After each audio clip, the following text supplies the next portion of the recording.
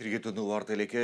Bank of Maharashtra Vadakara ബ്രാഞ്ചിൽ നിന്നും 26 kilo സ്വർണം തട്ടിയെടുത്ത കേസിൽ മുഖ്യപ്രതി മധ ജയകുമാറുള്ള കസ്റ്റഡി അപേക്ഷ ഇന്ന് സമർപ്പിക്കും. വടകര ഡിവൈഎസ്പിയുടെ നേതൃത്വത്തിലുള്ള അന്വേഷണ സംഘമാണ് പ്രതിയെ കസ്റ്റഡിയിൽ ആവശ്യപ്പെടുന്നത്. കൊയിലാണ്ടി 1-ാം ക്ലാസ് ജുഡീഷ്യൽ മജിസ്ട്രേറ്റ് കോടതിയിലാണ് അപേക്ഷ സമർപ്പിക്കുക. വിശദാംശങ്ങളുമായി റിയാസ് കെ മാർ ചേരുന്നു. റിയാസ്, 26 കിലോ സ്വർണമാണ് തട്ടിയെടുത്തത്. അന്വേഷണം ഏതു വഴിക്കാണ്? ഫിജി ഏകദേശം 17 കോടിയോളം രൂപയുടെ സ്വർണമാണ് മധ ജയകുമാർ തട്ടിയെടുത്തതെന്നാണ് പോലീസ് പറയുന്നത്.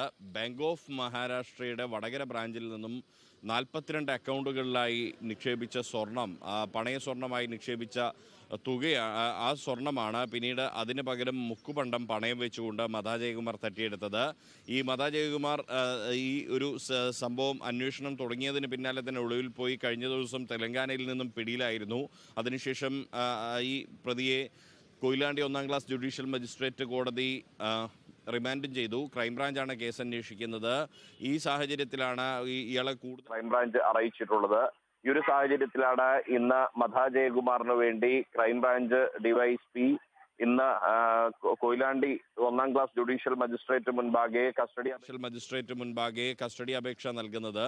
കസ്റ്റഡിയിൽ ലഭിച്ചു കഴിഞ്ഞാൽ വിശദമായ ചോദ്യം ചെയ്യലുണ്ടാകും. കൂടാതെ ഇയാൾ തട്ടിപ്പ് നടത്തിയ സ്ഥലങ്ങൾ, അതായത് ഒന്ന് ബാങ്ക് ഓഫ് മഹാരാഷ്ട്രയുടെ ബ്രാഞ്ചിലെത്തിച്ച് ഒപ്പം തന്നെ ഈ പണയ സ്വർണം മറിച്ചു വിറ്റു എന്നുള്ള കാര്യമെല്ലാം തന്നെ ഇനിയും കണ്ടെത്തേണ്ടതുണ്ട്. പ്രാഥമികമായി മാത്രമാണ് ഈ ക്രൈംബ്രാഞ്ചിന് പ്രതിയെ ചോദ്യം ചെയ്യാൻ സമയം കിട്ടിയിരുന്നത്. കാരണം തെലങ്കാന പോലീസായിരുന്നു പ്രതിയെ പിടികൂടിയത്.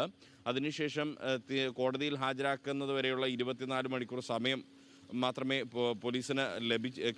ക്രൈംബ്രാഞ്ചിന് ലഭിച്ചിട്ടുണ്ടായിരുന്നുള്ളൂ.